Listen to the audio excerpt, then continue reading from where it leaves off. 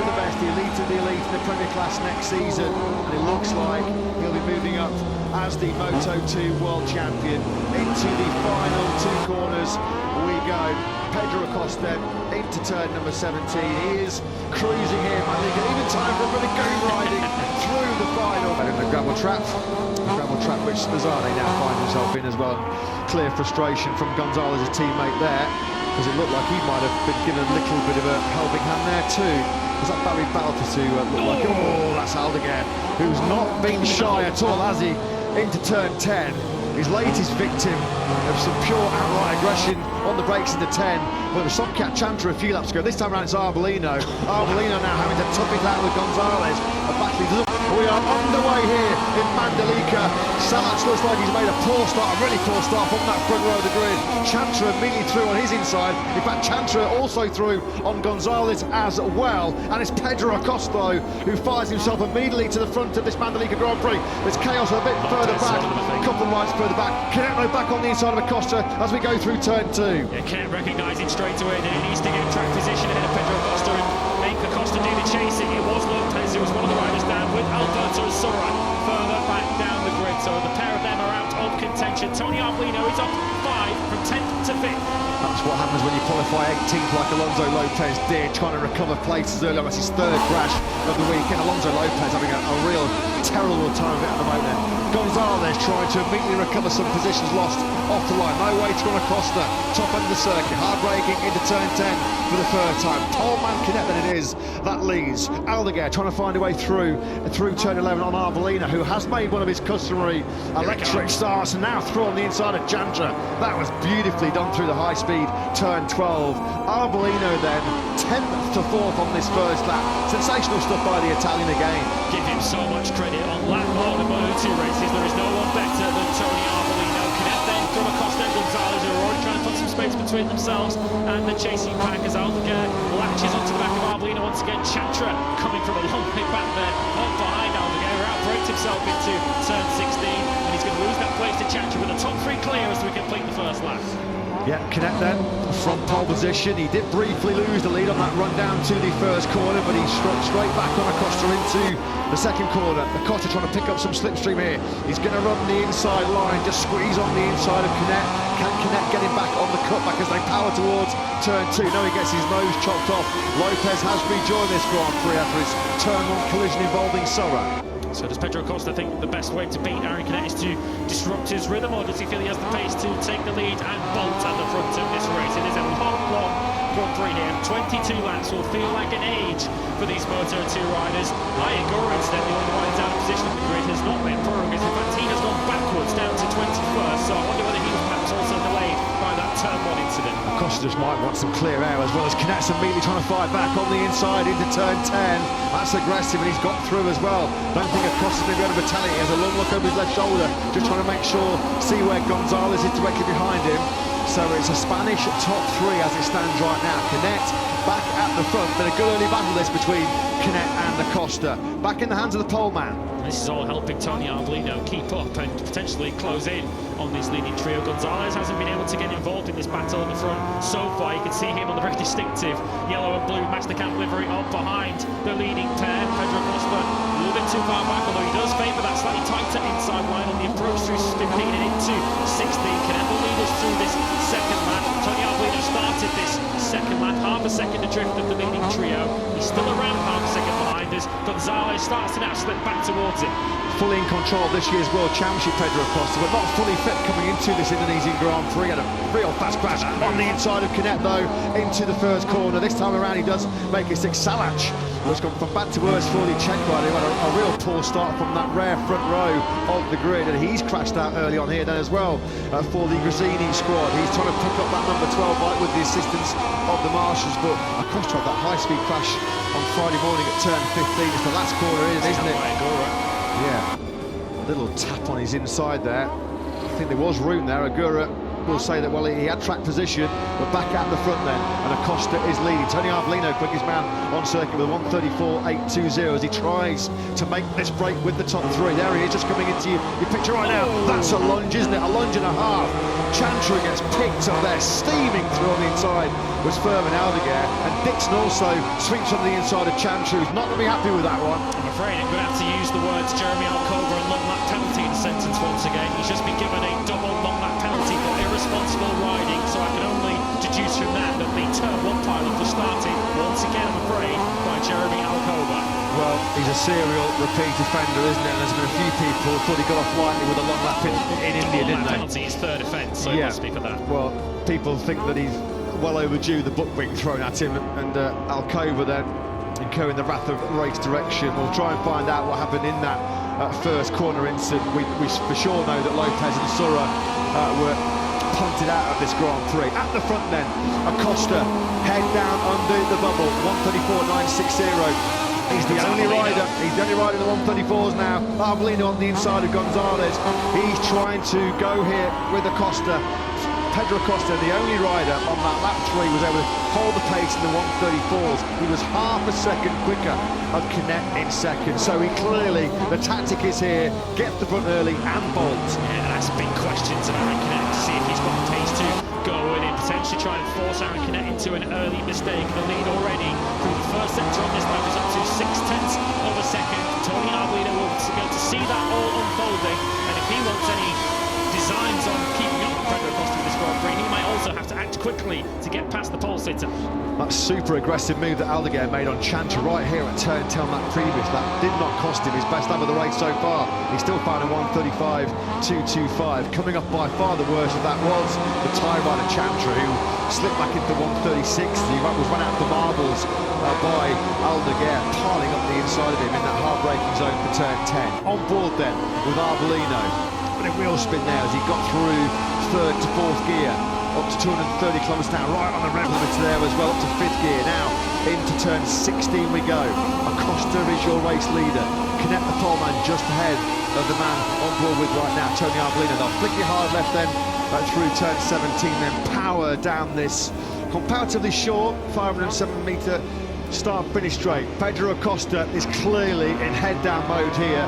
The strategy crystal clear. Fastest lap of the race, 1:34.636. Canet and Arbolino have responded because they've got themselves back into the 1:34s, but the gap now over half a second for the first time in this Grand Prix. Conqueror also has a long lap penalty for that incident, which we saw easing Philip Salach out of the race. So Conqueror, who's currently running down the field in 19th place, this weekend goes from bad to worse. He will also be taking a trip through the long lap penalty week shortly. Yeah, no back-to-back podiums then this season for Conqueror. His weekend started to unravel yesterday with the crash in P3 at turn 8. Pretty high-speed get-up for the Japanese rider. So irresponsible riding for him as well. Arbolino's wide there, isn't he? Really wide going into turn 10. I think he's going to lose that third place to Gonzalez. He just wipes the nose of Gonzalez. Is Calex going through turn 11. But Arbolino just made a mistake on the brakes there, rushing into turn 10 as he tries to go with the Spaniards ahead of him.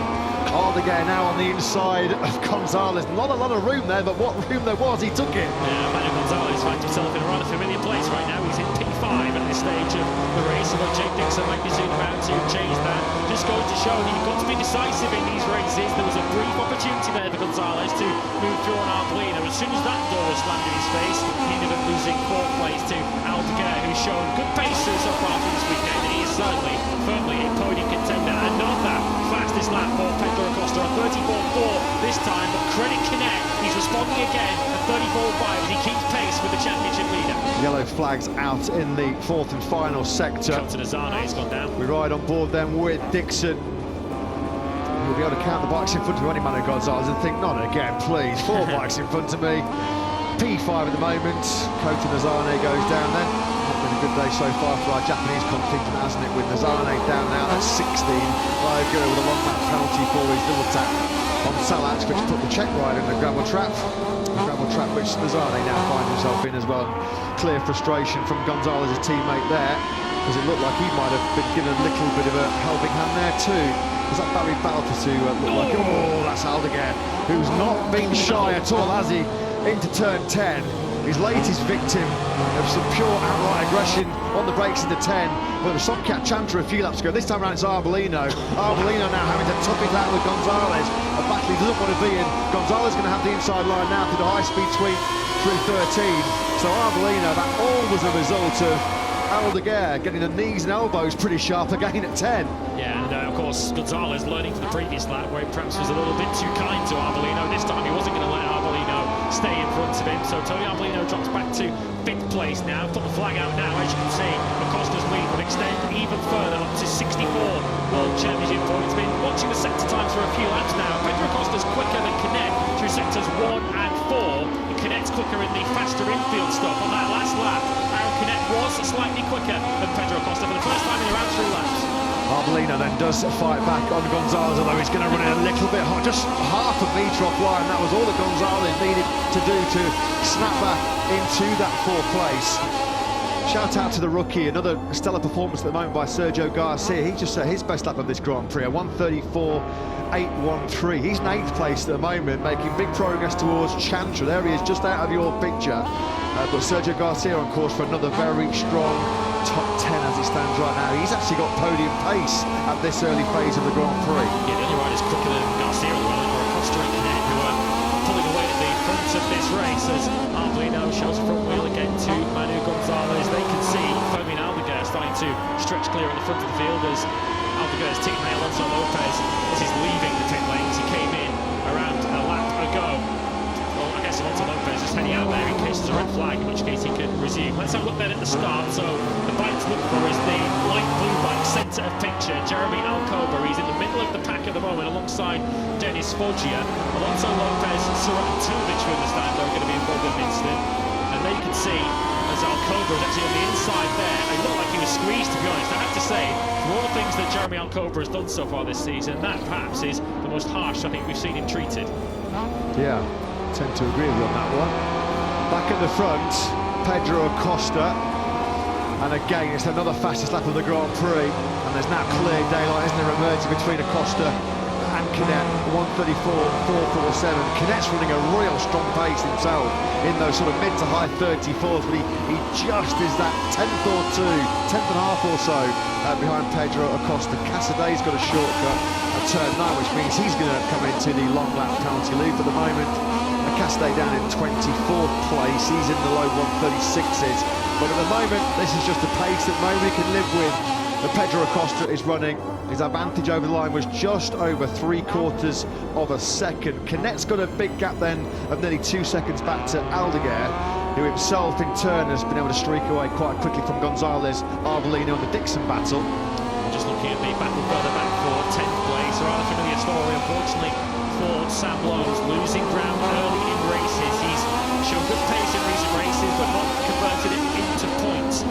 And Sam Lowe's, who was perhaps one of the fastest riders, he looks as if he had podium potential here on Friday afternoon in the hot conditions of practice 2. Unfortunately, Sam Lowe's is in no position to show it at the moment, running in 10th place. He has just got past Darren Binder out of picture, but he's a long way behind. He's nearly 7 seconds off the race lead. Looks like it's going to be another mid 1:34 coming in. Arbolino on the inside of Gonzalez into 16. Not going to work though. He runs in wide. Gonzalez comes straight back through.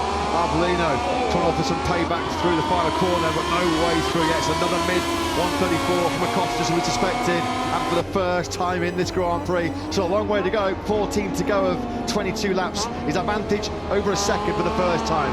Canet desperately trying to hang in there with another 1:34.7, but again it's just that couple of tenths shy of Acosta's best pace. This is all following the Pedro Acosta blueprint so far, isn't it? We saw this back in Portimao. It's almost a carbon copy so far at this stage, where it's Acosta versus Canet. Acosta was just able to eke out a 10th of a second here, a 10th of a second there.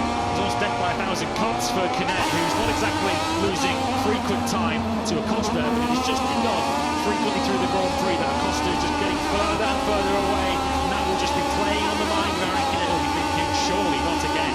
Gonzalez just started to gap Arbolino here as well, who's dropping back into the clutches of Jake Dixon. So there might be more World Championship points being lost here by Arbolino, who you have to say day by day, race by race, minute by minute almost, he's seeing this World Championship slip through his fingers. We're looking back now from Arbolino's up, might be just that connect. So 1.3 seconds out of nowhere, he lost a whole chunk of time there, Aldeguer. Well, this is the battle further back between Arbolino and Dixon, and Tony Arbolino losing fifth place, but he nearly lost a whole lot more than that. I wonder what happened to Aldeguer on that previous circuit. Tony Arbolino, he's already on the floor at turn 5 yesterday, so he didn't want to repeat that experience. Your live championship, and it makes for happy reading for Pedro Acosta, and sorry reading for Tony Arbolino, because with just 5 races remaining, Pedro Acosta will be in a commanding 65-point lead in the championship as we head to Phillip Island next weekend. This, of course, the first of 2 triple headers to round out this Moto2 championship battle, and starting this final lap here in Mandalika, 2.8 seconds clear of Aaron Canet. We find Pedro Acosta. Thurman Aldeguer has just run out of steam late on here, hasn't he? It's another high 135 from the speed-up rider, which means out of nowhere, in the space of 2 laps, he's lost 1.5 seconds to Canet. So it does look like, the fingers and ears of Canet fans, it's going to be second place number 13 in Moto2 for the Pond rider. Just doing the rough maths in my head with a 65-point lead leaving here. Pedro Acosta completes this last half a lap and wins this race, and then wins in Phillip Island and in Buriram. Pedro Acosta could be crowned Moto2 World Champion before we even go to that final triple header.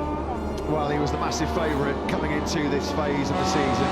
Now, the bookies are going to stop taking on their bets on this man, because he has been once again quite supreme. It's been another exhibition, superb performance by Pedro Acosta. What a week it has been for the 19-year-old Spaniard. Confirmed finally after the long wait, he's moving up into MotoGP, mixing it with the best of the best, the elite of the elite in the Premier Class next season, and it looks like he'll be moving up as the Moto2 World Champion. Into the final 2 corners we go. Pedro Acosta into turn number 17. He is cruising here, Mandalika, even time for a bit of go riding through the final corner. Pops the wheelie. It is